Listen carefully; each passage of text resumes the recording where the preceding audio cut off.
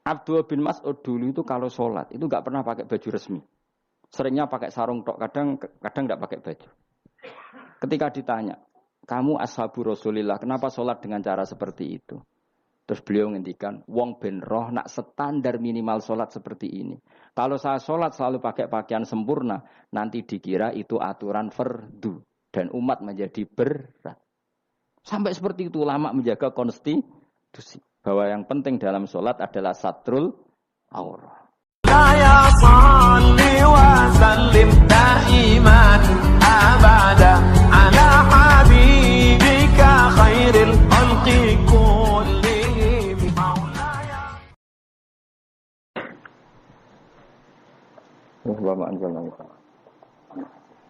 Bismillahirrahmanirrahim. Wa ma anzalna ala qaumihi min ba'dihi min juntim minas sama'i wa ma kunna munzilin. In kanas illa sayhatan wahidah fa idahum khamidun. Wa ma anzalna lan ora perlu nurono sapa ingsun.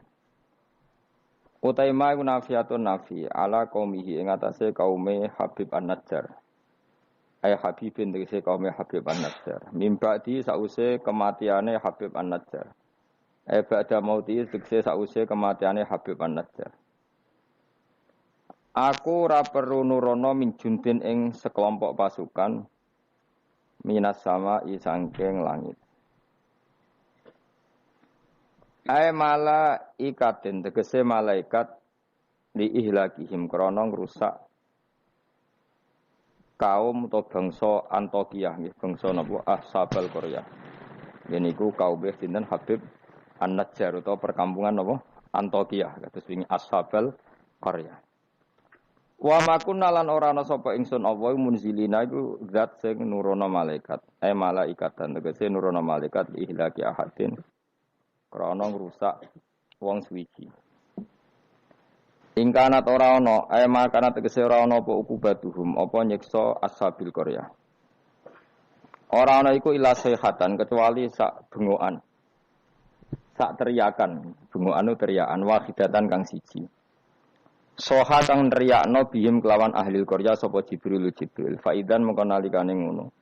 Ketika terjadi teriakan hum utawi Ashabul Qaryah khamiduna iku mati kabeh, manane sakituna. Tegese anteng kabeh mayutuna terus mati kabeh. Ya hasratan duh cilaka banget to getun banget alal ibadi ngatasi pira-pira kawula. Manusa iku mok kawulane pangeran, cek tunane ora gelem iman. Haula. Tegese mongkon-mongkon Ashabul Qaryah wa ghairihim lan yane haula. Miman sanging wong kadzabu kang gorono sapa man ar-rusula ing propro rusul fa uhliku mongko den rusak sapa man kadzabur rusul. Miman sanging wong kadzabu kang gorono sapa man ar-rusula ing propro rusul fa uhliku mongko den rusak sapa man sing kadzabur rusul. Wa ya utaya hasratan al ibadu siddatu ta'allumi iku bangete ngrasa lara. Wanida uha utawi nganggo nidak hasratan alal ibad iku majazun majaz hadza. Tegese utawi iki iku awanuki iku wektu ne sira. Fakhduri mongko tekao sira.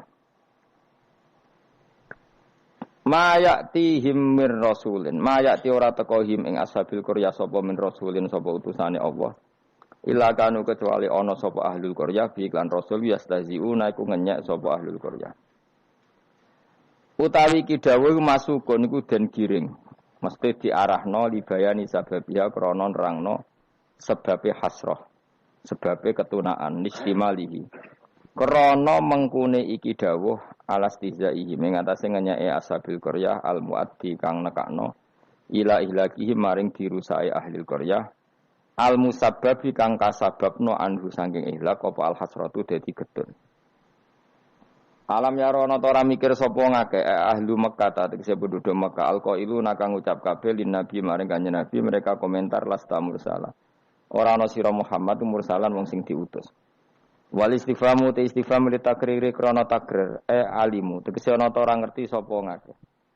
Kam pirang-pirang utai kam khobariyatun bangsa makna khobariyah bimana kasiron kanggo maknane kasiron.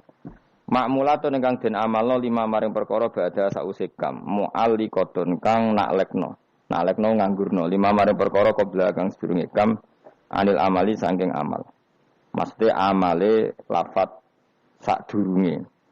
Wal makna uti maknane ngene. Anna saat temen ingsun apa ahlakna iku wis ngrusak ingsun qablahum sedurunge penduduk Antokiyah atau sedurunge Ashabul Qaryah. Kasiron ing kelompok akeh minal kuruni saing pira-pira generasi. Ail umami tegese pira-pira umat. Annahum saat temene kaum sing dirusak, ail muhlakina tegese kaum sing dirusak. Ilaihim maring para pendusta, manane kaum Mekah, ail mukadzibina tegese kaum pendusta. Iku lair jiuna iku ora bisa bali sapa al muhlakin. Afala ya'tabiruna utawa ora gelem itibar sapa ngakeh bihim klan al muhlakin. Wa annahum tadawu annahum iku badalun dadi badal ilah maknane ilah akhirih. Badalun dadi badal masa yang perkara qabla kang sedurunge iki biri adil makna keran jaga makna al-mazkuri kang wis disebut. Wa inan sedene kelakuan. Niki wa in kullun nganggo makna kira ayat Asim riyen. Wa in kullun nan ora ana te saben-saben wong uta in nafiyatun nafi au mukhaffafatun ta mukhaffafa. Kullul khalaiki ora ana te sakabehane makhluk mubtadaun uta dawuh mubtada lamma jami'un kecuali sak temene utahe kabeh. Ikladena munggu ingsun mukhdharuna bali kabeh. Lama bitasdid lan ditasdid lama iku bi mana illa kanggo manane illa o bitakhfifi ta kelawan diwaca takhfif lama. Falamu mangko tilamu fariqatun lam sing bedakno wa mau tema zaidatun zaidah. Wa ing kullul lamma jami'un ora ana utahe sakabehane wong lamma jami'un kecuali sak temene kabeh utahe lafaz jami'un khobarum mutada. Masmunat keseden kumpul kabeh ladena ana ing sanding kita indana. Fil mauqifi ing dalam ora-ora mahsar badha basim sause tangine kabeh. Mukhdharuna iku den hadirna kabeh. Lil hisabi krana hisab. Ute dawu muhdharun khobarun dadi khobar sanin kang kedua. Wa ayatun niku dadi ayat lahum kedhe wong akeh alal ba'si ngatasé tangi sangka kubur. Utahe dawuh wa ayatun khobarun niku dadi khobar muqaddamun kang den disarjana. Muqaddamun kang den disikna.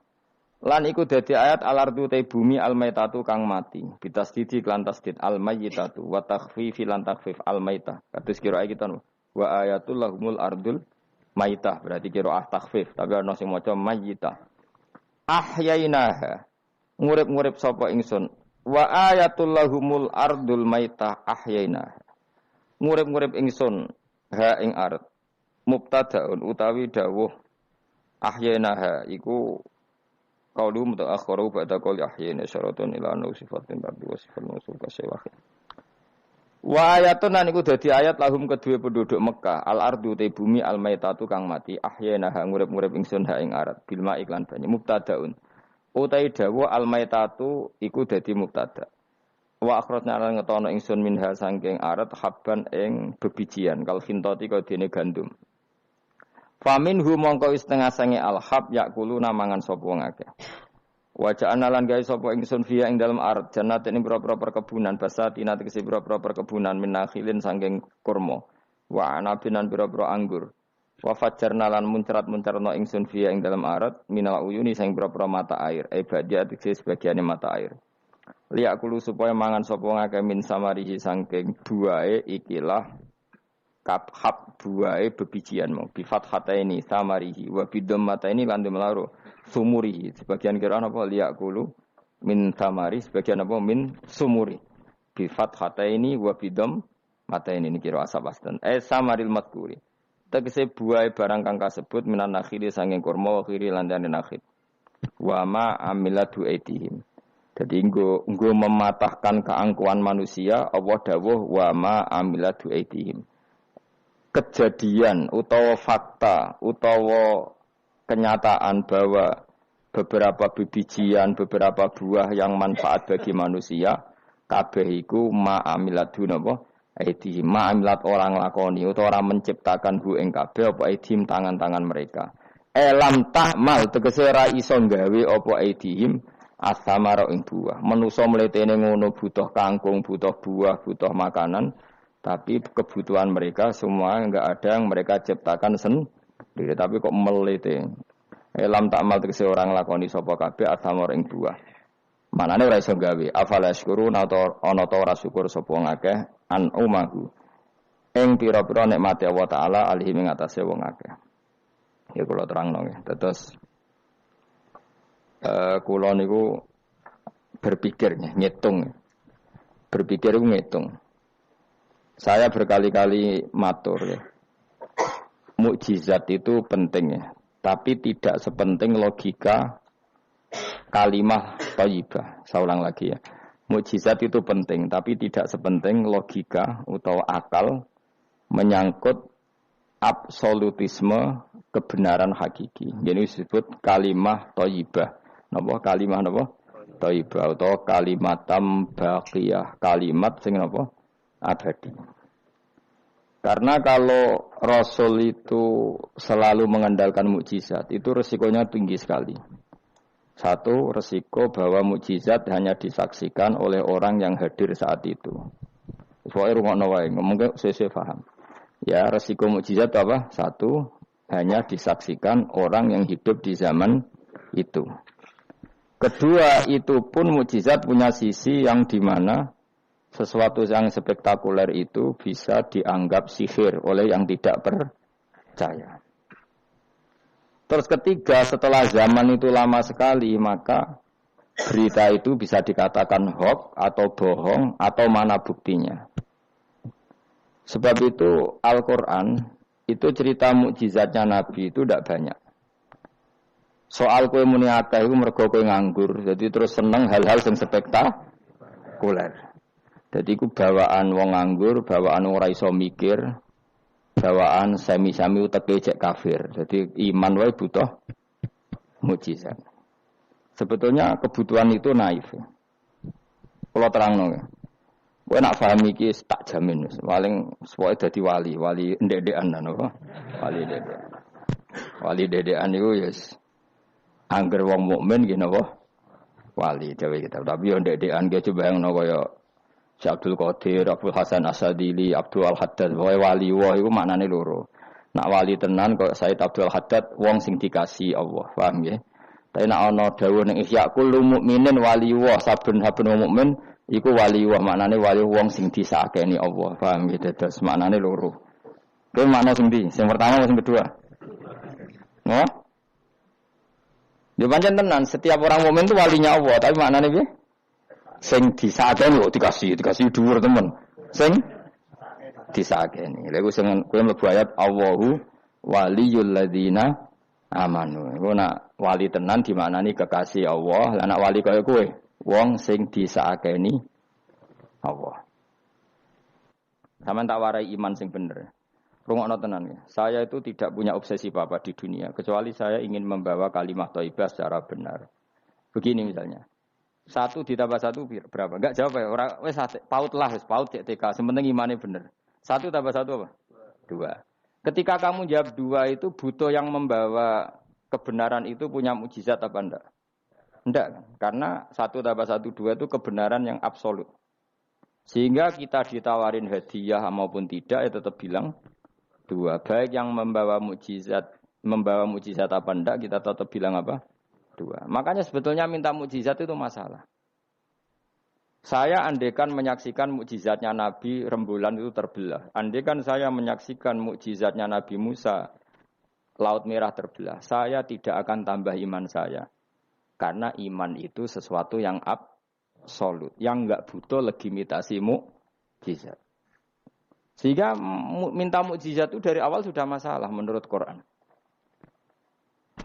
Mungkin ilmu ini agak aneh bagi kalian karena kalian ini sudah punya utek elek. Utek elek itu ya utek elek. Makanya harus tobat. Misalnya ana wong ayu, iku ayu ta ora? Secara objektif ayu. Terus kowe mendingan ora roh rasane, tarane elek wae. Lah itu kira-kira uteke sampean begitu. Itu bahaya utek seperti itu harus ditobatkan, diruat. Cara wong Jogja diruat. Ning gone gunung, ning gone Segara Kidul, ning gone ndi iku? Nggon ruat ku ndi, Mas? Kowe tau tak ruat? Ning ndi? Ning watu apa? Kulo nate mriko ping ruat Mustofa ra gelem sirik direne. Nah, gelem ren tak ruat biayai, paling tak piro? Kembang sak taman ya. Golekno ning pasar kembang. Tapi ora sarkem, pasar kembang tenan. Pasar kembang tenan, sini pasar iki lho maksudku. Pikirane kok Ndak kamu tak latih iman secara benar. Betul ini. Saya ndak main-mainnya. Saya sampai ketemu Allah bertanggung jawab. Enggak tak latih. Iman sebenarnya hal yang mudah. Sangat mudah. 1 ditambah 1 itu berapa? 2. Kamu mengatakan 2 itu nunggu dikasih hadiah yang bedai apa enggak? Enggak. Lalu menunggu diancam apa enggak? Kalau udah bilang 2 tak bunuh. Enggak kan? Karena kebenaran yang absolut. Lah Allah sebagai Tuhan itu kebenaran yang absolut apa enggak? Absolut. Sehingga harusnya Allah andaikan tidak bikin surga pun kita tetap bilang Allah Tuhan. Allah tidak nakut-nakuti dengan neraka pun kita tetap bilang Allah itu Tuhan. Dan yang mengajarkan bahwa Allah Tuhan yaitu Rasulullah Muhammad tidak perlu bawa mukjizat yang spektakuler. Sehingga mukjizat itu masalah. Makanya tidak ada imannya sahabat karena mukjizat. Abu Bakar iman dengan kesadaran, Umar iman dengan semua khiyarus sahabat iman itu dengan kesadaran. Mukjizat itu hanya diminta orang-orang aneh-aneh, iku kafir-kafir elek, muni wa qalu lan nu'mina laka hatta tafjura lana minal ardi yambu'a. Jadi mukjizat itu diminta orang sing aneh-aneh, sing brengkel jero-jero. Terus ya itu tadi seperti tadi, 1 tambah 1 berapa anak-anak? Ya sebetulnya 2, tapi kalau nggak dikasih papa tak jawab 5. Kalau kamu ingin iman masuk surga, utak kamu ijek kok catekan. Nanti ke swarga Gusti jenengan tak arani pangeran. Nah ora serah pangeran. Maka ini absurd, suatu yang absurd, yang buruk sekali. Sehingga orang-orang soleh pun, soleh-soleh kayak kue ini kan soleh amatir. Orang-orang soleh amatir seperti ini itu masih nanti digojlok sama pangeran di mahsyar, ditanya begini sama Allah. Dan saya hafal hadis qudsinya. Ayo kamu ingin keluar dari Islam amatir apa tetap begini saja? Keluar. Keluar kudu ngrungokno ngaji. Laulam akhluk jannatan wala naron. Ini kata Allah dalam hadis qudsi. Alam akun ahlan an uto'a. Saya masih hafal teksnya seperti itu. Kalau saja saya tidak menciptakan surga dan neraka, apa saya sebagai Tuhan itu gak layak kamu taati?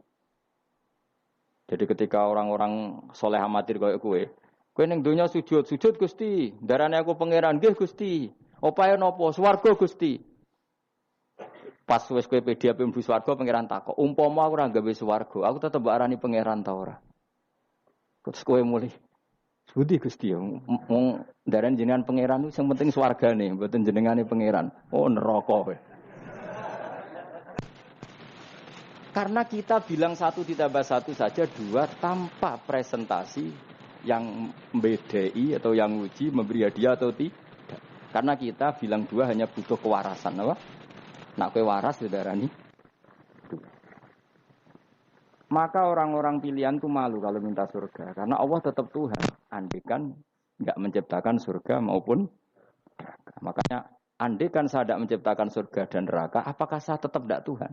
Tentu tetap sebagai Tuhan. Di sini dibutuhkan iman yang kuat sehingga kita ada amatiran seperti ini. Ngapalo Quran yang mergono bonus umroh. Itu apa-apaan. Seneng Quran kok ngenteni rangsangan bonus. Kuliah gratis. Untuk jalur khusus itu apa-apaan. Kowe gedeng yo keliru, wong Quran saiki berkah kok kowe gedeng. Tapi kayak setuju goblok tak jamin. Kowe milih ndi? Goblok apa hasud? Pilihane loro tok. Nak ra setuju hasud, setuju goblok. Ora terima goblok. Wong seneng Quran kok ngenteni rangsangan hadiah, seneng umroh. Quran itu kalamu kita, kalamu Robbi, ngendikane pangeran. Kok senenge ngenteni bonus ini apa-apa? Kampungan banget. Loh kalau kamu seneng sesuatu coba sekarang, kamu mengatakan langit indah, itu kan objektif. Ya karena langit indah. Jangan sampai kita, HP ini penting enggak? Oh penting untuk komunikasi. Tapi kira awakmu, oh ora penting. Kacau kan kalau semua hukum digantungkan kepentingan pribadi. Quran itu kalamu selalu indah kapan saja. Meskipun kita tidak tahu untungnya apa kita senang Quran. Misalnya enggak tahu untungnya umroh apa enggak penting. Dari awal kita mencintai Quran karena itu kalamu Rabbi, apa? Ini kalamnya Tuhan saya mencintai dia. Saya mencintai Allah, maka yang berbau yang tentang Allah kita cintai. Tanpa presentasi dapat hadiah apa enggak, menghormat apa enggak. Saya sebagai orang alim juga gitu. Saya enggak peduli sampai hormat saya enggak peduli. Goblok kalau saya gitu. Segoblok-gobloknya. Saya orang alim diwajibkan mulang ya mulang. Dan saya mengharap ridhonya Allah. Terus gue ngaji, gue lihat ridhanya Allah, gue lihat itu. Selesai kan? Enggak ruwet. Ojo kok ngaji, aku ngaji Gus Ba nak sida alim. Nak alim ra ngaji malah ra ngarak. Malah ra bakal alim. Ngaji saja. Lah iso alim gak penting. Saya ulang lagi ya. Saya pernah maturi ini bahkan di depan mas saya sarang. Sebab itu Nabi pernah ngendikan secara ekstrim. Dan ini ekstrim yang baik. Tapi jangan disalahpahami. Saya ulang jangan disalahpahami.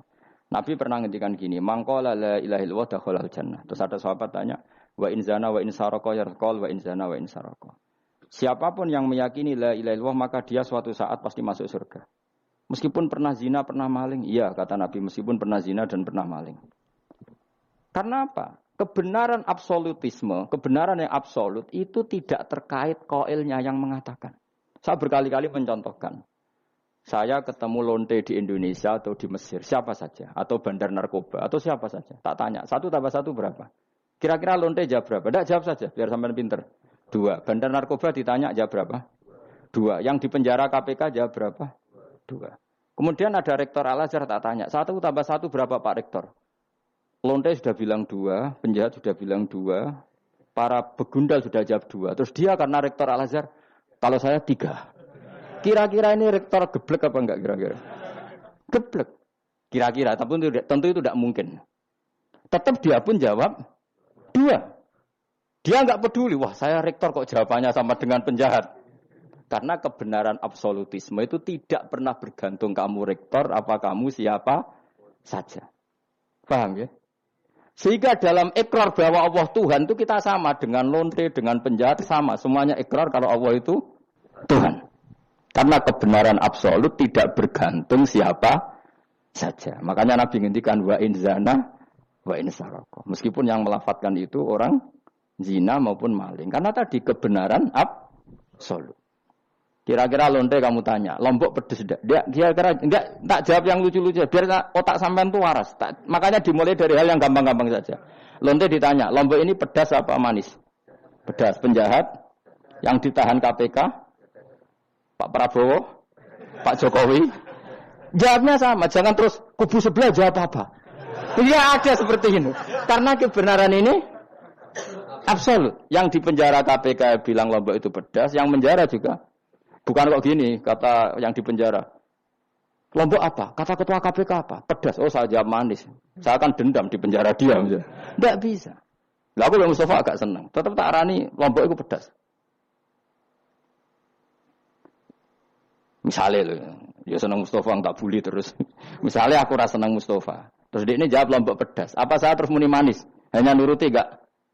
Senang. Itu hebatnya Rasulullah. Ketika ngendikan masalah la ilaha illallah wa in zana wa in saraka. Tapi orang salah paham terus katanya, "Wah, ini Islam melegitimasi zina." Dia asem ngono, ora ono ngono iku. Tekem gitu. Maksudnya Nabi itu kebenaran absolut itu enggak ada bedanya antara orang fasik dan orang soleh. Semuanya ikrar. Sekarang 1 ditambah 1, lonte ya bilang 2, pencopet ya bilang 2, Pak Polisi ya bilang 2, kubu sebelah ya bilang 2. Sekarang semua orang Islam sing fasik ya bilang Allah Tuhan, sing soleh bilang Allah Tuhan. Semuanya sama. Maka orang fasik pun dalam Islam enggak boleh kamu keluarkan dari Islam karena sama-sama bersaksi asyhadu alla ilaha illallah wa asyhadu anna muhammadar rasulullah. Mulane ahli sunnah berpendapat, berkeyakinan orang Islam apapun maksiatnya tetap tidak bisa dikeluarkan dari apa? Islam. Soal dosa ya dosa saja. Apa nak kowe terus dosa darani 1 tambah 1 5. Nak lonte muni 1 tambah 1 2 terus orang soleh aku tak bilang 3 biar tidak sama dengan lonte. Tidak bisa seperti itu. Maka harus dilatih terus kebenaran absolut. Maka saya bayangkan kalau saya ulang lagi, andai kan saya menyaksikan mukjizatnya Nabi memecah bulan, iman saya tidak tambah. Karena tanpa itu pun kadar kita imannya sudah full. Kenapa? Karena kebenaran Rasulullah sebagai Rasul adalah kebenaran yang absolut. Seperti saya meyakini 1 tambah 1 2. Dikasih hadiah 1 juta itu tidak nambahi iman saya kalau 1 tambah 1 2. Paham ya? Enggak tambah kan iman kamu. 1 tambah 1 2. Terus kamu dikasih hadiah 1 juta. Kepercayaan kamu bahwa 1 tambah 1 2 tambah apa enggak? Enggak kan? Karena kebenaran yang absolut. Nah itu yang dimaksud Sayyidina Ali ketika ngedikan lauku sifal ghata mastatu yaqinan. Umpama dunya iku aku wis mukasafah kabeh, imanku ora tambah. Ketika ditanya, apa Anda setelah di akhirat imannya tambah? Enggak, kata Sidina. Apapun iman saya tidak tambah. Maksudnya tidak tambah karena kebenaran absolut. Siapapun yang mukmin secara benar, itu imannya sudah 100%. Maka tidak akan tambah dengan hal-hal yang baru. Paham ya? Jelas. Kayak tadi, 1 tambah 1 kamu jawab berapa? 2. Itu kebenaran itu kamu imani kan sudah full 100. Kemudian yang bedai kamu, yang nguji kamu, sudah kamu tak kasih 1 miliar, sudah kamu tak kasih umroh. Iman kamu 1 tambah 1, 2 tambah apa enggak? Enggak. Karena kebenaran absolut. Maka nanti setelah saya masuk surga, tanya Allah, imanem tambah enggak setelah saya melihat surga? Ya tetap Gusti, tetap engkau sebagai Tuhan yang hakiki. Lah seneng tambah lah, ini tambah, mergo kelon mau cara keren ngene falta. Nggih, nak rugen kita koi. Imanem tambah gak gen, mbok jabe? Mboten Gusti. Nak seneng tambah ge tambah lah Gusti riyen elek sakniki ayu lah. Tapi ya urusan seneng mawon, tapi nak imannya enggak perlu tambah karena tadi Allah Tuhan itu kebenaran yang absolut. Jelas nggih? Loh jelas toh. Maka kebenaran yang absolut ini sebetulnya enggak perlu mukjizat. Maka mukjizat itu hanya diturunkan sesekali saja oleh Allah di semua nabi. Bahkan mukjizat sering menjadi problem karena tadi kalaupun diturunkan ada potensi dituduh sebagai sihir. Makanya Allah nanti ngendikan walau fatahna alaihim babam minas sama fadhallu fihi ya'rujun ya laqalu innamas sukirat absaruna bal nahnu qaumum masurun. Muhammad nak kaum njaluk mukjizat ora usah turuti, umpama langit itu tak buka. Kemudian mereka terbang ke langit menyaksikan alam malakut saya, mereka akan bilang innamas sukirat absaruna, kita-kita ini disihir Muhammad. Itu sama seperti peristiwa pecahnya rembulan. Pecahnya rembulan peristiwa yang dahsyat. Sahabat iman tapi ya dingin saja. Kenapa dingin? Karena sampai itu pun mereka sudah iman bahwa Rasulullah itu adalah Rasul yang hak. Karena bukti logikanya terlalu jelas. Tapi wong kafir apa? Ketika rembulan pecah, iqtarabatis sa'atu wan syaqqal qamar wa iyyaru ayata yu'ridu wa yaqulu sikhrum mustamir. Tetap dikomentari itu sebagai sihir. Tapi sahabat sebelum bulan pecah sudah iman. Karena sahabat otaknya waras. Jelas ya? Jadi mukjizat itu tidak diperlukan sebetulnya. Maksudnya tidak diperlukan dalam konteks iman. Karena tanpa itu pun para sahabat, para khiyarun nas sudah iman. Makanya agama ini liqaumi yaqilun bagi yang punya akal. Bukan liqaumin sing yasyadunal mukjizat. Bagi kaum yang menyaksikan mukjizat. Waras ya? Jelas ya? Jelas ya? Mulane ke sebenarnya orang masar itu, aku mau swarga warga, mereka mau cek takoki pangeran. Munggo aku ora gawe swarga, aku cek pangeran ta ora. Terus kowe mikir sik, bahaya. Berarti aku dadi pangeran mbok pikir sik, kecuali kowe tak kei swarga, kan tak takoki pangeran ngono piye. Itu ibarat Pak Guru tak jawab 2 asal kamu kasih hadiah. Ya, nah ndak tak katakan 3, itu utek. Allah tetap sebagai Tuhan meskipun enggak menciptakan surga maupun neraka. Karena ketuhanan Allah adalah absolut. Makanya Allah sering ngendikan dzalika bi anna Allaha huwal haqqu wa anna ma yad'una min dunihi wal batil wa anna Allaha huwal aliyyul kabir. Allah selalu punya sifat abadi bahwa dia zat yang hak. Yang lain menolak Allah adalah barang batil. Hak akan selalu hak, enggak butuh pendukung, enggak butuh apa-apa. Karena hak itu berdiri sendiri. Makanya Allah mensifati dirinya Al-Hayyul Qayyum yang berdiri sendiri. Jelas ya? Lah iman-iman kita ini iman-iman yang amatir. Pemenang ngaji kiai-kiai sing setengahane ya cung yo pokoke maca istighfar swarga, istighosa swarga. Kamu jangan maksa saya ngaji seperti itu. Karena yang ngaji seperti itu sudah banyak. Atau ngaji model wong alim ya maksudnya. Ya tadi model itu. Makanya kan niru aku ya terus alim gitu. Bebo tenan ra ngerti pokoke ngono. Dan ulama seperti saya memang harus seperti itu. Karena kita ngajinya seperti itu. Saya baca ihya seperti itu, baca hikam seperti itu. Dari guru-guru saya, dari Mbah Mun, bapak saya seperti itu. Makanya swarga itu dibuli-bulian mbek wali-wali. Ada wali yang tawani pangeran. Jong silahkan bu swarga takokin. Di surga bisa sholat Gusti saya. Iso ya. Oke kalau gitu. Karena gak iso mbayangno. Nek mati dadi kawula kok ora sujud tuh gak iso mbayangno wali-wali. Nek kowe kan gak kelon ora iso mbayangno. Uteke wis elek. Beda desain uteke wali wek. Ambek wong ngene-ngene iki beda. Beda banget ta beda biasa. Dadi uteke wali ku wis aneh. Dadi karena dia merasa enggak bisa terpisah dari Tuhan, karena semua kebutuhannya tercukupi hanya oleh Tuhan, maka dia bayangkan ning swarga ada enggak sesuatu yang saya kasihkan kepada Allah, saya dermakan, saya khidmatkan untuk Allah. Kok ning swarga kok mau kelon terus mangan terus apa-apaan ini. Jadi masih apa ya? Makanya dia aneh masuk surga itu masih asing. Sampai ketemu Allah, wujuhu yauma idzin nadhirah ila rabbiha nadhirah baru puas. Kalau kamu kan enggak surga, mlebu swarga glundang ora takok sing duwe terus golek widadari kelon mangan. Ya sudah seperti itu. Sampai ditakoki Allah iku ora paham mergo iki sing duwe sapa wis pokoke ngono. Ya tapi ya lumayan lah sementing ning swarga. Tapi insya Allah yang jenis ini tidak ketemu saya. Saya juga agak ingin ketemu. Isen lah cara kalau tadi. Cara muru'ah harga diri ketemu jenis seperti ini. Ya tapi lumayan. Apa masih apa? Di surga. Lah itu yang disebut fa'amma apa? Yang ashabul yamin tu fi sidrim makhdud wa talhim mandud wa dilimam. Terus pokoknya pakanan semua wa ma'im masku bafaqiyatin katsira la maqtu'ati wala makan-makan bermakan jima inna ansa'na gunna insya'a faja'alna gunna abusun. Tapi kalau orang muqarrabin Allah itu enggak gambarkan nikmatnya muqarrabin. Fa amma in kana minal muqarrabin faruhu. Dan karena semua kenikmatnya itu roh. Roh itu mala enaroat wala uduna samiat wala khatar ala qalbi basar. Dia nikmati di surga karena al-muqarrab, dekat sekali dengan Allah.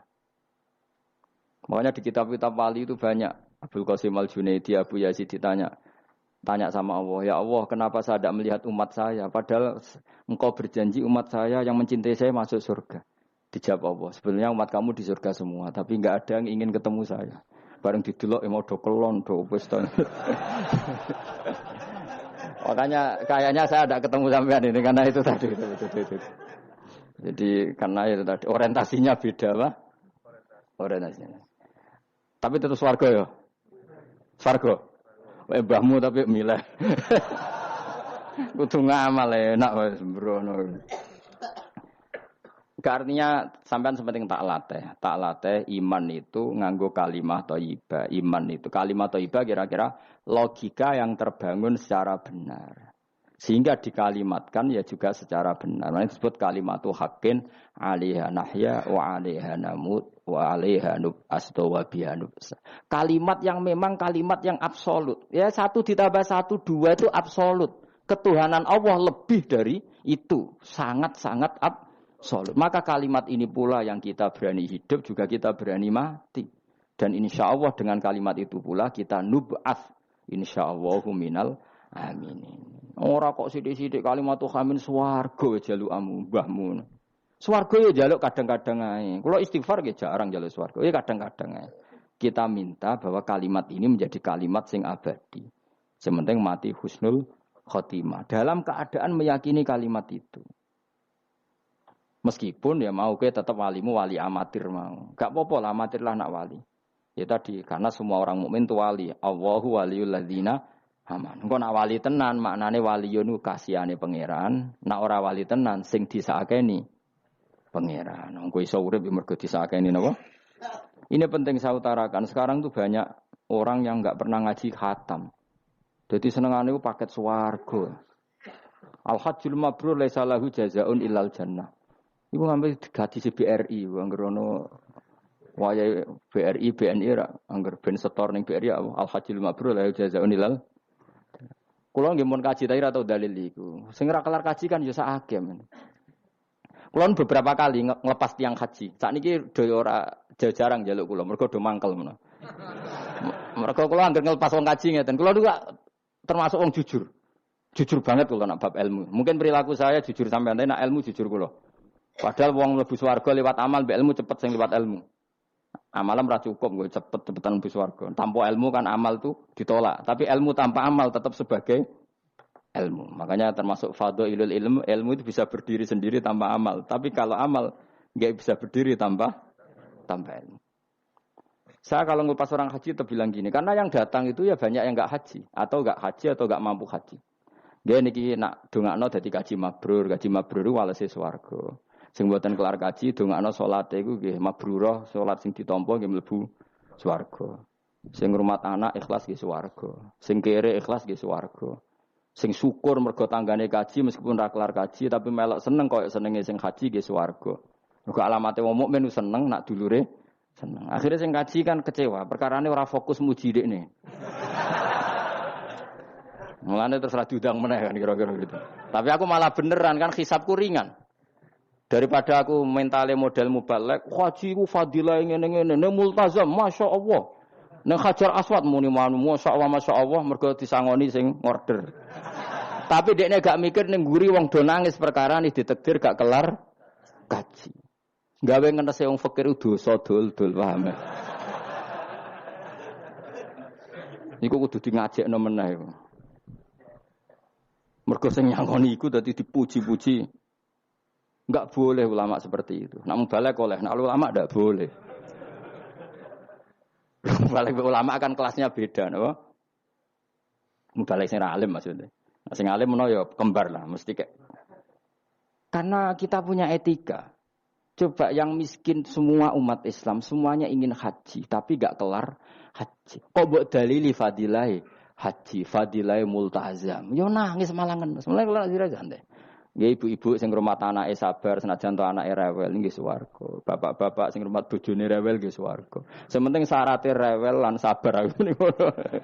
Nak sabar tanpa rewel belum teruji kata saya. Jadi syaratnya bojo sabar kudu apa? Rewel. Syaratnya wong tidak sabar sing lanang kudu fakir meniku tak kok itu. Itu. Kalau kamu jadi ulama harus seperti itu. Zaman Nabi Sugeng ya seperti itu. Nabi itu kalau ngitung ahli swarga itu banyak sekali. Ana wa kafilul yatim kahataini fil jannah. Sing rumah yatim kahataini fil. Ada seseorang yang pendosa sekali melihat anjing kehausan dikasih minum lalu dia menjadi ahli surga. Ada seseorang lewat ada duri di tengah jalan disingkirkan takut kena orang mukmin juga menjadi ahli. Itu nyebut ahli surga itu sampai berpuluh-puluh, mungkin beratus-ratus. Sehingga semua sahabat itu menekuni amal yang dia ditakdir di situ. Pengajar manusia kebaikan surga, yang belajar kebaikan gak sampean surga. Semuanya. Sekarang enggak, karena yang order wong kaji. Masya Allah haji ku, masya Allah. Multa, kalau bolak-balik kurung ngoten niku. Kalau kadang bagian dongo. Batin wong kok ngene. Nanti kayak duit pena mulai batin ku malah ngerameni tok. Saking mangkelku. Tapi semenjak saya yang bagian ngisi seperti itu, saya ingin balik daerahku rawani kan. Bahaya wilayah Gus Bah akhirnya ya. Wilayah angker. Nah, akhirnya nak ngelepas wong kaji ge dongakno hajine mabrur, sing mboten kaji ge mugi-mugi ibadah ditampa srawani ngomong liyane. Tak semprit nek gak ngono. Karena Allah menyebut kebaikan itu banyak. Coba kenapa hadisnya hanya al-hajjul mabrur laisa lahu jazaa'un ilal. Memangnya tidak ada hadis ana wa kafilul yatim kahataini fil. Saya dan yang rumah yatim nanti berdekatan seperti ini sama-sama di surga. Itu lebih keren lagi, bukan sekedar masuk surga tapi berdekatan dengan Nabi. Kalau sekedar masuk surga bisa beda kelas. Kok kowe aku kan beda. Tapi kalau nunggu cek eling nasihati kanca kula kurang ajar tenan. Kalau cek eling terus Gus, nak soleh aja nemen-nemen. Engko swargamu apa mbahmu? Gak enak sungkan, Dir. Aku cek eling terus. Wes aku soleh biasa wae. Engko tetep awor aku ngopi-ngopi santai. Aku cek eling. Artinya terngiang-ngiang, jangan-jangan nasihat ini benar gitu. Mergo tangan-tangan ya sungkan. Yo kowe ora iso lho kan ngeloni bojomu ning ngarepku ya sungkan kan. Oh terus kowe guwadeng widadari ngalor gitu. Nak rawor aku kan santai. Mulane iki amalem biasa wae. Engko mari swarga mawar aku kan apa? Sungkan. Nanti saiki bocah ora pati saleh, alasan iku tok. Bahaya Gus. Bahaya kejar-kejar. Lah anak kesolehan Gus, malah war nabi, tambah sungkan meneh. Iku kurang ajar nasihat kok ngono iku. Wis tak gojol, tapi nak pas-pasan terus kurang sithik neraka aku. Ora usah mikir ngono Gus, pokoke. Ya masuk akal nasihat itu. Mulane kula sakjane nggih saleh banget ora saleh jaga tadi supaya gak awor mau ben gak sungkan. Cek urip kancaku. Tak takoki cek ketoke gaya ngene cek. Ya rada fasek-fasek sithik cek. Mau jaga ben apa? Ora sungkan. Ora enak to Mustofa swarga. Kan gak bebas ya. Ngono kan rencanane ra bareng aku wis mesti. Sungkan. Apa overacting andene kepinginnya kan terus mandi di laut, blodor kan. Jebule ora gurune kan suka. Gak sawar kan ya? Gak sawar cuma sesekali sowan. Orang minggu pisan sowan ngono. Sediluk wae bariku mulai. Saya ulang lagi ya, latela iman secara benar karena agama ini liqaumi yaqilun. Dan yang minta mukjizat itu orang-orang yang otaknya sudah pecundang. Wong muni siji tambah siji loro wae kok butuh sing ngomong memberi hadiah. Ya ini apa-apaan. Allah sebagai Tuhan itu hak yang absolut. Ngapain kita nyari-nyari bukti? Apalagi nyari wis karuan. Nah Allah itu pangeran. Nah, mulane Allah kadang ngendikan wa ma mana'ana an nursila bil ayati illa an kadzdzaba bihal awwalun wa ataina samudan naqata mubsiratan fadzalamu biha. Tidak ada yang menghalangi saya membuat mukjizat kecuali faktanya mukjizat sering didustakan orang-orang dulu. Wa ataina samudan naqata mubsirah fadzalamu biha. Dulu kaum Samud minta mukjizat unta keluar dari batu. Setelah saya turuti, nyatanya mereka tetap kafir.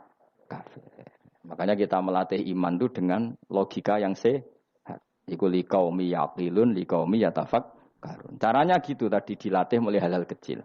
Ya tadi lombok itu pedes enggak? Pedes. Gula itu manis enggak? Manis. Terus ada orang jawab, saya bilang pedes. Asal yang bilang lombok pedes adalah orang yang bisa menurunkan halilintar dari atas.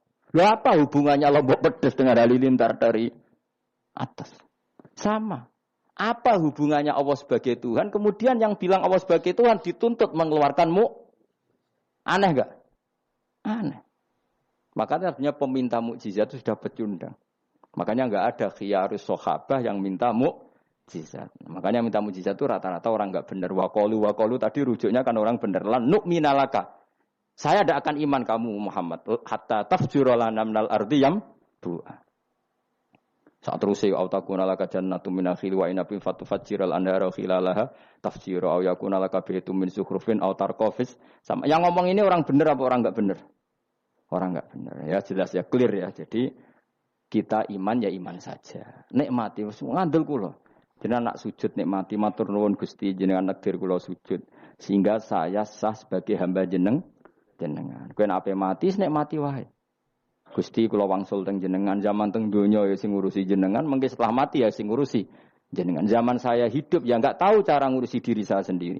Ketika saya hidup juga kita enggak pernah tahu bagaimana jantung bekerja, paru-paru bekerja. Yang ngelola roh ya enggak tahu. Zaman kita hidup yang jenengan kelola, setelah mati yang jenengan kelola. Sama saja Gusti, jenenge inna sholati wa nusuki wa mahyaya wa mamati lillahi rabbil alamin. Itu bagus. Terus mati, anak-anak eling yo nangis, bojomu yo sembe nangis, sak kadari ya sudah selesai. Nak kowe tangisan Cina, nak disiksa mungkar nakir. Tapi nak kowe wong soleh tenan wali kan ketemu mungkar nakir damai, pengalaman baru. Terus dites mungkar nakir lulus, kumplot. Wah, kan keren. Mlebu swarga diame, napa? Lah sing jenis iki mbok tahlili ya kena, ora ya kena aman. Paham ya? Ojo kok malah debat tahlil hukume piye. Ya tahlil kalimat thayyibah hukume ya apik. Anak pitung dina tradisi Buddha ya pitung dinane tradisi Buddha kalimat tetap kalimat thayyibah. Tapi misalnya ana sing ra gelem tahlil ya ora apa-apa, sing penting tetep nglafadzno kalimat cuma ra seneng dinane 7. Ya gawe 8. Nah, misalnya gedeng 7 ya gawe 8 kan gampang. Nah gedeng 7, gedeng 8 ya gawe 1, sementing ora anti kalimat thayyibah, mau anti modele. Ya enggak apa-apa, kowe kudu cocok enggak cocok biasa. Ini ilmu semuanya bebas. Ilmu itu wilayah pangeran. Artinya wilayah pangeran nanti yang uji itu kamu pangeran. Ngapain debat kamu sekarang? Kita sering kritik Wahabi, kita juga sering dikritik Wahabi, biasa saja. Saya sering ketemu ulama Wahabi, saling menghormati enggak apa-apa. Meskipun saling kritik, ya gejol-gejolkan ya biasa. Enggak masalah. Orang alim mulai dulu kritik-kritikan biasa. Imam Syafi'i sama gurunya sering gejol-gejolkan. Pas atas nama orang alim ya gejol-gejolkan. Dulu itu Mbah Hasyim Asy'ari sering gejol-gejolkan sama Ki Fakih Mas Kumambang, sama-sama orang alim. Ya murid sama guru. Karena ilmu itu memang apa ya? Kayak iya kayak enggak. Nah, yang ilmu absolut pasti sepakat. Misalnya tadi, apakah mahabbah itu selalu baik? Pasti selalu baik. Ya sudah. Nah, nanti cara kaifiyah melafatkan itu orang yang bisa berdebat. Baiknya dilafatkan kapan ya? Ya baik terus. Tapi selalu ada pantangan. Misalnya di kamar mandi. Saat jima misalnya. Itu kan pantangan-pantangan secara etika. Apa? Pantangan-pantangan apa? Tapi kalau ilmu sebagai ilmu itu biasa dulu. Ulama-ulama berbeda itu. Kalau gejol-gejolkan ya ulama dulu itu lucu. Misalnya sama tak beda. Andai kan kamu jadi kiai. Kira rasa jadi kiai. Baik mana anak-anak kecil di woro kamar wong tua apa dipisahkan. Andai kan kamu punya pondok, milih mana? Anak kecil disamakan kangkang besar apa dipisah? Mus jawab, ki milih ndi? Di warna apa dipisah? Dipisah. Nah, oke Hen. Dipisah. Lu akeh sing dipisah. Ada yang bilang di warna. Kalau di warna itu memang kalau dipisah itu resikonya sing kecil mentali cilik terus, mergo ora ono sing didik sing tua. Nak diwarno kadang sing cilik, sing tuwek kan suwaya rabi men bakas rabi, sing cilik katut bakas rabi bahaya. Utawa sebalike sing cilik melok main game, sing tuwek melok main game mergo katut cah cilik. Lha iku jenenge istihad, sama-sama apa?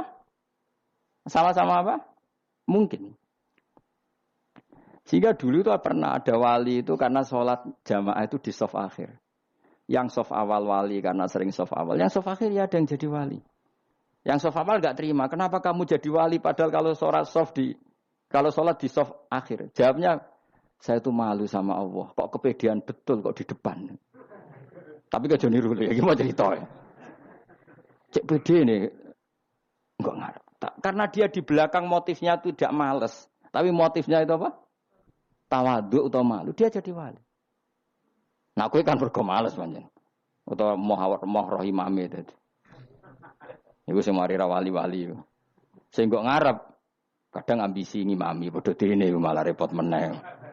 Jadi dulu ilmu itu biasa. Orang Maliki itu nak gojlok orang Hanafi itu ya entek ngame. Orang Hanafi kalau gojlok Imam Malik itu ya entek ngame. Ya biasa dulu itu ilmu. Ya biasa. Misalnya gini sampean tak bedhei. Ndak jawab saja jujur. Rasulullah itu puasa Senin Kamis selalu apa kadang-kadang dalam semua riwayat. Kadang-kadang. Sesuatu yang kadang-kadang dilakukan Rasulullah itu akan sunat terus, apa sunatnya juga kadang-kadang. Ayo jawab saja. Wah, akeh sing sarap ya. Rasulullah itu puasa Senin Kamis, itu kadang-kadang apa terus? Kadang-kadang, ini sudah masih benar. Sesuatu yang pernah dilakukan Nabi kadang-kadang itu menjadi sunat terus, apa sunatnya juga kadang-kadang? Terus, nah sekarang gitu. Sebetulnya hadis kunut itu semuanya sepakat. Rasulullah kunut itu ya ahyanan kadang-kadang. Nah sesuatu yang pernah dilakukan Nabi kadang-kadang itu akan menjadi sunat terus ila yaumil. Maka Imam Syafi'i milih kunut terus. Abu Hanifah enggak. Bahaya kalau sunat kok dilakukan terus. Nanti dikira wajib. Sehingga Abu Hanifah tidak kunut. Dan itu ya biasa ketemu gitu. Imam Syafi'i kalau sholat di masjid Abu Hanifah itu tidak kunut. Ketika ditanya ikroman di hadal madhab, saya menghormati madhab. Orang Hanafi kalau main ke rumahnya Imam Syafi'i, ya kunut ya biasa dulu. Sekarang kunut dan kunut jadi politik identitas. Ini kunut sebelah ini mesti. Tidak kunut sebelah yang dulu itu enggak. Saya sampai sekarang enggak pernah tahu kunut itu tradisi ormas mana. Sampai sekarang enggak ada tahu. Karena saya orang alim, tahunya kunut madhab Syafi'i, enggak kunut madhab Hanafi. Dan itu sebelum tahun 12 dan 26 madhab itu. Sudah tahu toh maknanya? Madhab itu sebelum tahun 12 dan tahun 26. Jelas? Kok orang paham? Jadi dulu lama ya biasa, perdebatannya gitu. Apakah sesuatu yang pernah dilakukan Nabi secara ahyanan, itu sunat terus, apa sunatnya juga ahyanan sekali tempo? Jawabannya apa? Terus. Tapi kalau terus bahaya, nanti yang sunat dikira wajib. Nah, yang berpikir gitu Abu Hanifah, yang berpikir terus Imam Syafi'i. Ya sudah, akhirnya jadi seperti ini. Dulu itu enggak jadi politik identitas, saling menghormati. Imam Syafi'i itu Abu Hanifah sudah kabundut. Pernah sholat di masjid Abu Hanifah tidak kunut. Ketika ditanya, ikroman li hadzal madhab. Saya menghormati madhab ini. Entah angen-angen nak kunut terus enggak dikira wajib. Orang-orang Hanafi kalau ke rumahnya Imam Syafi'i di komunitasnya juga kunut. Ya sudah biasa dulu seperti itu. Makanya kita ini harus ngaji. Dulu itu biasa ulama gejol-gejolkan perkara Madzhab kayak yang saya contohkan tadi. Orang yang membatalkan puasa lewat jima itu kan sanksinya berat. Sanksi ini karena jima, apa karena hadku hormati Ramadan biwiri usrin syar'iyyin, merusak kehormatan Ramadan tanpa uzur syara'. Cara Imam Malik karena merusak Ramadan tanpa uzur syara' sehingga gak jima pun hukumnya sama. Yaitu misalnya makan tanpa uzur, ya hukumnya sama. Kenapa sama? Jima istri hukumnya apa? Halal apa haram? Halal. Makan halal. Maka kalau itu kamu lakukan fina hari Ramadan, siang-siang Ramadan tanpa uzur syara', maka sanksinya sama-sama berat karena dianggap melecehkan kehormatan Ramadan. Cara Imam Syafi'i enggak, jima sama makan mulai dulu beda. Kamu makan wajib mandi enggak? Enggak, kalau jima wajib. Kan beda. Ya beda itu enggak sama. Ya sudah, Imam Syafi'i memberi sanksi berat untuk jima, untuk makan tidak. Wong padha pintere kan yo penak. Penak kan? Sing ora penak iku padha gobloke, padha sok pintere. Lah iku debate ra barbar iku. Padha gobloke, nak debat padha sok pintere. Wis naudzubillah min dzalik. Kulo nek debate wong malah kudu guyu. Malah melok goblok, ngrungokno tok malah melok goblok. Wong debat agama kok gak ono referensi, ora ono kitabe. Amen muni menurut saya. Memangnya Anda penting dalam wali ora, ulama ora kok debat agama menurut. Memangnya Anda mujtahid? Kudune gak menurut kitab yang saya baca dalam mazhab Syafi'i kitabnya ini begini. Sing sitok bantah dalam mazhab Maliki kitabnya ini. Wah itu keren. Aku teko ning majelis. Debat menurut saya. Memangnya Anda siapa? Nabi ndak, wali ndak, ulama ndak? Kok mau agama menurut Anda? Wis wargane ora mesti kok ape. Makanya dibiasakan pakai referensi, pakai sanad. Agama ini butuh sanad. Inna hadzal ilma dinun fanzuru amman ta'khuduna dinakum. Lihat di Muqaddimah Sahih Muslim. Agama ini ilmu, ilmu ini agama. Maka lihatlah ilmu itu kamu ambil dari mana? Karena tanpa sanad ini bahaya. Bahayanya tadi, misalnya begini. Ada orang alim soleh berteman orang kafir. Atau berteman orang fasik. Atau berteman perempuan cantik. Dia alim loh, alim soleh saya ulang lagi. Ada orang alim soleh berteman perempuan cantik. Atau orang fasik atau orang kafir. Pasti di hatinya satu. Wong ayu nak dikancani wong fasik. Engkau malah melakukan hal-hal yang tidak terpuji. Nak dikancani wong alim. Syaratnya soleh saya ulang lagi. Dibina dijak ngaji. Diarahkan yang benar. Terus dinikahkan sama orang soleh. Ternyata pertemanannya hanya proses ngantar wong ayu tadi baik dan bernikah sama orang soleh. Berteman orang kafir ya dia mengajarkan hujah-hujah argumentasi Islam. Jika suatu saat berharap menjadi Islam. Tapi orang liberal melihat itu bukti bahwa agama itu bebas. Wong alim nyatane kancanan wong ayu, wong kafir gak masalah. Itu pilihan mbahmu. Ini beda sama-sama cara zahir kancanan orang fasik, tapi asal orang soleh itu motifnya itu beda. Saya misalnya orang kaya, ada ulama kaya, itu senengannya blonjo, sampai bojone itu marah-marah. Saking parahnya ulama ini, kebetulan keluarga saya, ini anaknya mulai itu anaknya kon golek utangan. Padahal nilai anaknya pertama berangkat dari rumah itu bawa uang, mau ngirimi anaknya di sarang. Itu orang Jawa Timur, kiai alim. Roh bakul kacang ning bis gak mentolo ditukoni. Roh bakul mainan saake wong tuwek Pak ditukoni. Walhasil tok sarang ku duwe entek. Tapi gowo mainan, gowo kacang putu-putu. Saake jare. Sama-sama belanja. Dekne niate nyebar rahmate Allah. Yo saya pernah ngalami itu meskipun di ada skala yang ekstrim itu. Saya sampai sekarang anak saya mulai TK, SD tak sangoni terus. Kadang beli jajan yang dia sama sekali gak doyan. Dulu ibunya yang marah sebelum ora dipangan kok dituku Gus. Ya masih ora dipangan bakule tetap seneng. Butuhe bakule iku payu ora kok dipangan ta ora. Tapi utek-utek medhit ngene kan pikirannya kan. Nek ora dipangan aja tuku ya sakake bakule ndonga supaya laris. Lah duit 5.000 bagi kita kan ndak penting wis bentek. Ben manfaati bakul-bakul. Karena orang kadang dikasih itu malu loh karena ndak diharga diri. Tapi kalau lewat jual beli kan seneng. Ya banyak ulama yang gitu, boros tapi niatnya menyebar roh. Asal orang soleh itu baik-baik saja. Orang soleh melete, wah duitku akeh, tenang wae. Cara zahir melete, ternyata ngenakno sing dikai ben ora Saan. Nah misalnya wong soleh terus sopan. Duitku pas-pasan tak pangan sesuk wae ra ono. Sing dikai ya sungkan le dul-dul. Maka wong soleh kudu mlete ben sing dikai ora sungkan. Bar ngekek dhuwit wong 100.000. Lah iki lanjenan dhuwitmu akeh ora iso tak hitung ning omah. Ijek karungan. Lah kok karungan piye? Dhuwit 1.000 kerja kok karung gak sak. Butuh wae ngenakno sing dikai apa? Ngenakno sing dikai. Asal wong soleh, dia ngomong gitu itu niatnya juga soleh. Tapi nak wong ra soleh, pancen mlete tenan. Bolak-balik wong ra soleh itu masalah. Makanya kancani wong soleh. Mergo wong soleh itu orang yang luar biasa. Kanjeng Nabi ku nak dahar sering ning jaba. Ya biasa. Ketok wong akeh. Karena Nabi gak ada kepentingan beliau jadi Nabi setelah Nabi Isa alaihi salam yang saking sakralnya, saking priainya malah kebablasan dianggap sebagai anak Tuhan. Maka Nabi ngetokno kemanusiaan. Bahkan kalau dahar itu sering di luar. Gue ngetokno nak Nabi itu dahar sebagai umumnya kayak apa orang soleh. Lho kula nate berusaha khusyuk iku meneng. Malah ngipi kuwi elek.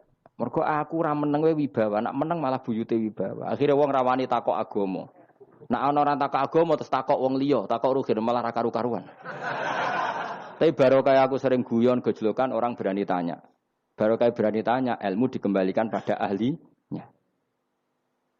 Jadi wong soleh ku ngomong terus yo barokah, saenake yo barokah, asal dekne soleh alim, barokah terus. Tapi nak wong ra soleh goblok e mbok meneng ben wibawa. Nah ibadah anggap wali terus akeh sing sowan innalillahi wa inna ilaihi rajiun. Aneh-aneh wae. Modus iku jenenge apa? Lho iya, kaya kasus di Probolinggo andek kan wong ra jubahan niku ora ono sing percaya. Dia dipercaya karena modus apa? Kesalehan. Umpama ndekne nganggo kathok seprapat terus pahpoh ning pasar, ayo aku bisa gadakan uang, percaya ta ora? Barokah jubahan ibu-ibu soleh. Maka sarana kesalehan ini kalau di mata orang enggak soleh, di tangan orang enggak soleh itu bahaya. Makanya kata ulama, kata Imam Haromen, kan arah alim, urip biasa wae. Aja sampai kowe terlalu khusyuk terus nak ngomong dindel, padahal keliru ngomongmu iku. Mergo anti ilmu. Mas bener kok sampean ini bener. Ora alim wis sepeda motor ya sampai dangak-dangak terus sampai rokokan itu wis bener. Kowe nek bebo khusyuk malah bahaya. Dikira ahlul ilmi jebule gloyor napa. Mulane kan apa mlete tak anggap pinter ini. Menutupi apa nih? Wis pokoke terusno dhewe. Jadi itu ada aturannya. Pokoknya yang penting itu soleh alim. Makanya saya berkali-kali cerita, saya punya sanad sampai Sufyan bin Uyainah itu termasuk gurunya Imam Syafi'i. Ya gurunya Imam Syafi'i itu yang paling masyhur itu Muslim bin Khalid Az-Zanji ketika kecil. Beliau diajari sufi oleh Sufyan bin Uyainah. Kemudian ngaji hadis sama Imam Malik. Cuma di Indonesia yang terkenal beliau hanya muridnya siapa? Imam Malik. Sebenarnya dia ngaji lama itu malah sama Sufyan bin Uyainah. Sufyan bin Uyainah ini yang punya riwayat bahwa Nabi Isa dan Nabi Yahya pernah bertemu. Ketika bertemu di satu kampung, sing Nabi Isa tanya, "Aina sirarun nas?" Lalu rumahnya orang-orang fasik di mana? Sing Nabi Yahya selalu tanya, "Aina khiyarun nas?" Lalu rumahnya orang-orang baik di mana? Ini sama-sama Nabi dan sama-sama muda. Kita tahu Nabi Isa juga wa atainaul hukma napa? Sobia. Nabi Yahya ya Yahya khudil kitab bi quwwah wa atainaul hukma sobia. Nabi Yahya juga mulai cilik alim, Nabi Isa juga mulai cilik alim wa yukallimun nasa fil mahdi wa kahla. Ini sama-sama orang alim mulai kecil hanya dua itu, Yahya dan siapa? Isa. Itu sezaman. Saya ulang lagi sezaman. Sama-sama anaknya orang keren, Yahya bin Zakaria, anaknya Nabi. Isa bin Maryam adalah wali besar. Nasabnya. Akhirnya Nabi Isa yang mulai tanya, "Limada tas'al aina khiyarun nas?" Kenapa kamu tanya rumahnya orang-orang baik di mana? Kata Nabi Yahya, kumpul orang soleh itu enak, nyaman. Ya kan nyaman kan kumpul orang soleh, tidak ada narkoba, tidak ada kegaduhan, tidak ada berisik. Terus gantian Nabi Yahya tanya, "Limada tas'al aina sirarun nas?" Lalu kenapa Anda tanya di mana rumahnya orang-orang buruk? Terus kata Nabi Isa, "Anan Nabi, saya ini Nabi, biman zilatit tabib, ibarat dokter, udawil marto. Maka saya mengobati yang sakit." Kalau Anda seorang dokter, nyari sampling penyakit, nyari di endemik daerah penyakit apa daerah sehat? Penyakit. Ya tapi kalau kamu takut ketularan, nyari daerah sehat apa daerah berpenyakit?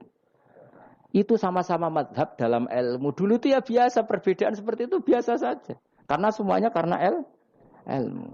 Sekarang enggak, kubu sebelah yang ngotot, kubu sebelah ya dalile pokoknya. Mana ada ilmu dalile pokoknya? Pokoknya kunut itu gini, kalau enggak kunut gini. Memangnya Imam Syafi'i lahir tahun berapa? Kunut enggak kunut itu ada sebelum tahun 12 dan tahun 26. Gue eleng-eleng.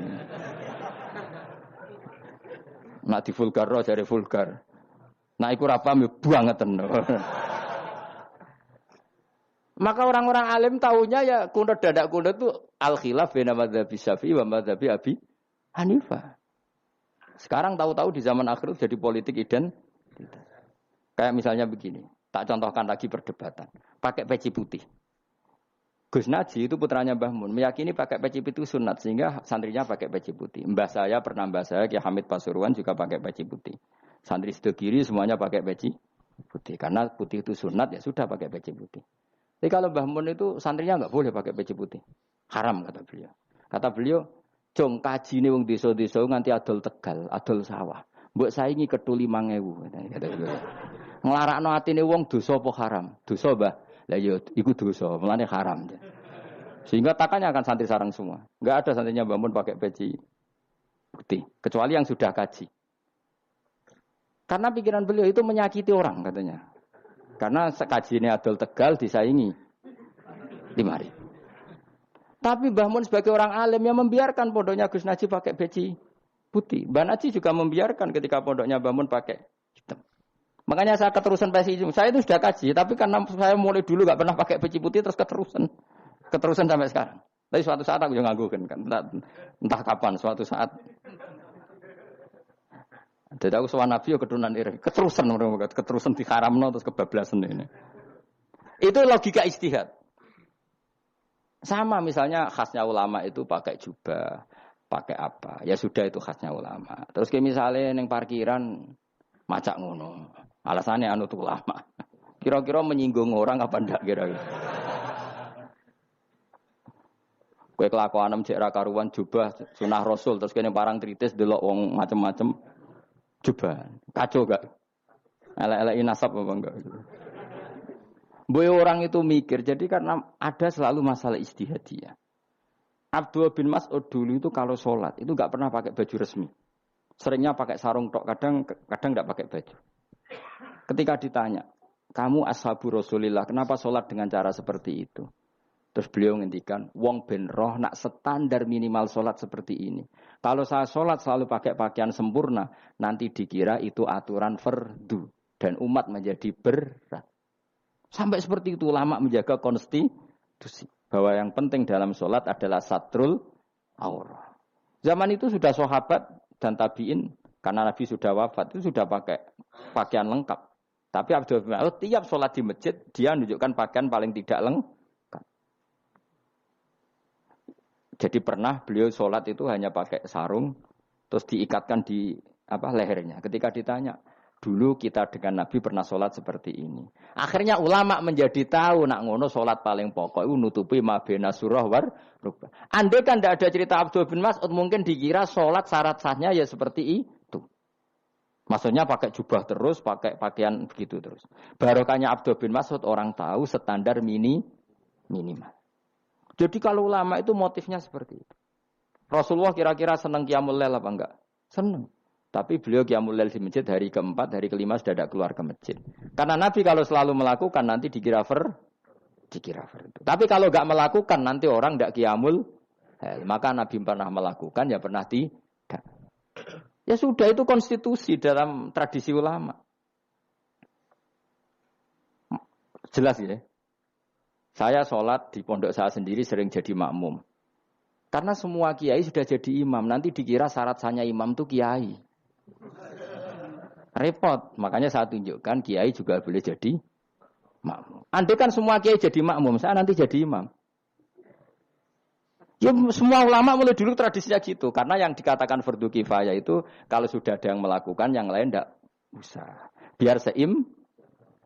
Sekarang enggak do geruduk kabeh. Makanya terus kacau. Coba sekarang misalnya gini. Andaikan semua orang melakukan kebenaran kesunatan, yaitu misalnya semuanya ambisi iktikaf ning masjid. Terus tidak ada orang melakukan kebenaran ngrumat yatim, ngrumat jenazah, ngrumat jalan-jalan raya. Kan kacau. Mergo semuanya satu variasi kebenaran iktikaf ning masjid. Yatime sedang do mati, mergo do iktikaf kabeh. Tapi baru kaya ana sing iktikaf ning perapatan, nek ana wong tiba iso nulung, nek ana wong kesasar iso tako. Baru kaya wong sing iktikaf ning perapatan. Sayange terus bidung-bidung barang ku sayange. Sakjane niat iktikaf ku sah. Nawaitul iktikaf linusratit thoriq. Niat ingsun iktikaf nulungi dalan ben nek ana wong butuh. Coba sekarang, orang yang kecelakaan, pertolongan emergensi orang yang iktikaf di jalan apa yang di masjid? Di jalan, barokahnya banyak, itu tim SAR gratis. Umpama do niat soleh kabeh bumine pangeran, sah mbok iktikaf. Mulai sesuk gak apa-apa, iktikaf ning perapatan. Tapi buktikan kamu tidak berbuat macam atau tulisi relawan orang tersesat. Jadi ajane kebaikan itu ada di mana-mana. Makanya Nabi menyatakan kebaikan orang itikaf ya dikatakan Nabi baik. Orang yang jalan-jalan kemudian ada duri disingkirkan juga disifati Nabi orang baik. Orang yang rumah yatim disifati Nabi orang. Bahkan orang yang hubungan intim dengan istrinya sama Nabi ya disifati orang baik. Sampai sahabat tanya, masa urusan gitu dapat pahala ya Rasulullah? Loh iya, andekan itu sama orang lain kan malah dosa. Berhubung sama istrinya maka dapat pahala. Kayak apa Nabi ngitung kebaikan sekian banyaknya. Tahu-tahu di zaman akhir kubunya saja yang baik. Ini apa-apaan? Ini kuano iskal deh. Yo marah ini, tobat. Kebaikan adalah sesuatu yang dikatakan Allah baik di kubu kita maupun di kubu sebelah. Mau kubu sebelah ya apa saja. Baik di partai kita maupun di partai sebelah. Maupun di ormas kita maupun ormas sebelah. Karena semua kebaikan otoritasnya di Allah Subhanahu. Ada nabi yang senangane ngurus wong fasik, Nabi Isa. Karena berpikiran nabi itu tabib, ya tabib itu yudawil untuk mengobati yang salah. Ada nabi kayak Nabi Yahya. Karena kalau orang kayak kamu tak suruh ngobati orang fasik, kira-kira katut tak sing fasik tobat. Cara rohin tak cul ngobati wong wayu, kira-kira sing katut sapa? Sing ayu dadi ngaji apa sing ngaji dadi. Ya ukur dhewe, nak ora kuat niru Nabi Yahya, nak kuat niru Nabi Isa. Tapi kowe ora nabi masalah. Ya sudah, yang penting roh ilmunya. Bahwa dulu itu biasa. Paham ya? Makanya Sayyidina Abu Bakar jadi wali karena akhlaknya baik. Tapi akhlak baik itu tidak cukup untuk melindungi Rasulullah. Karena ketika Nabi diteror, Abu Bakar tidak bisa berbuat banyak. Sehingga ketika Abu Bakar sudah Islam, Nabi itu masih sembunyi. Sampai ketika lihat Umar gelut di pasar Uqad, dia petarung yang menangan, Nabi berdoa, Allahumma aizal Islam bi Umar. Semoga orang seperti ini itu masuk Islam. Karena ini rapati butuh sopan, ini butuh petarung. Tenan, Umar masuk Islam. Masuk Islam hari pertama sudah Abu Jahal ditotok rumahnya. Kamu lo ganggu Rasulullah Muhammad tak bunuh kamu. Semua orang diparani. Akhirnya bersamaan dengan itu ada khitab fasda bima tu'mar. Akhirnya Nabi berani dakwah secara ala niatan. Barokahnya mantan preman. Jadi kebutuhan Islam banyak. Butuh orang sopan, butuh petarung, butuh macam-macam. Butuh wong lomo, butuh wong fikih sabar itu sakeh, ora usah ditambahi. Karena jumlahnya sudah overload yang fikir itu. Itu rasa diproduk sudah masif sudah. Jadi orang kok kalau gede mau fikir, maksudnya jumlahnya sudah banyak. Jadi itu kayak apa kearifan Rasulullah? Makanya Abu Bakar pertama jadi khalifah. Ketika beliau mau wafat, itu nunjuk Umar jadi khalifah. Coba. Padahal beliau wataknya lemah tapi menunjuk orang yang sangat kasar, yaitu Sayyidina. Karena beliau insaf, tidak semua kebaikan terwakili oleh orang berakhlak. Kadang kebaikan terwakili orang yang tegas. Kayak Sayyidina. Kayak apa insafnya para sahabat? Iya toh, kalau di internal akhlak itu baik, tapi kalau di eksternal ngadepi orang nakal, yang baik itu orang tegas. Coba misalnya ada preman di perapatan, mau ganggu kiai, gue di santri sopan mau diluk, pusing kan? Tidak di semua santri kayak rogen mantan preman, ayo gelut, oh mati orang ninggal popo.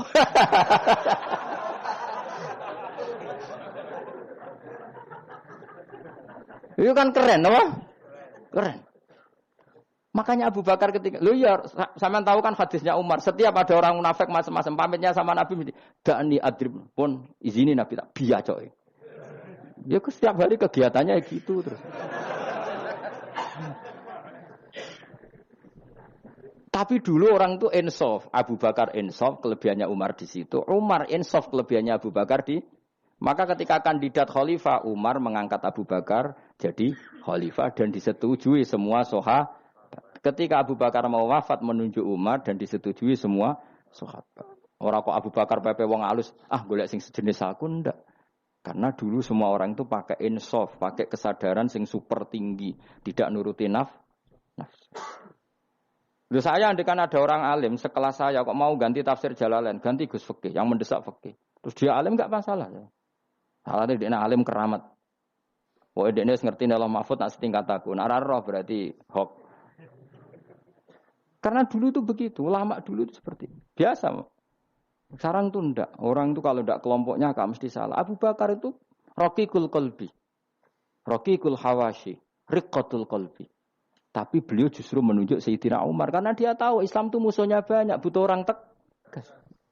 Umar juga tahu bahwa di internal Islam itu butuh riqqatul qalbi sehingga beliau hormat sama Abu Bakar. Tak pimpin aku, wah, bubar kabeh. Tapi dari Abu Bakar, ning jobo aku tok wong mlete nek ora ono Umar. Sehingga dua beliau saling melengkapi dan itu luar biasa.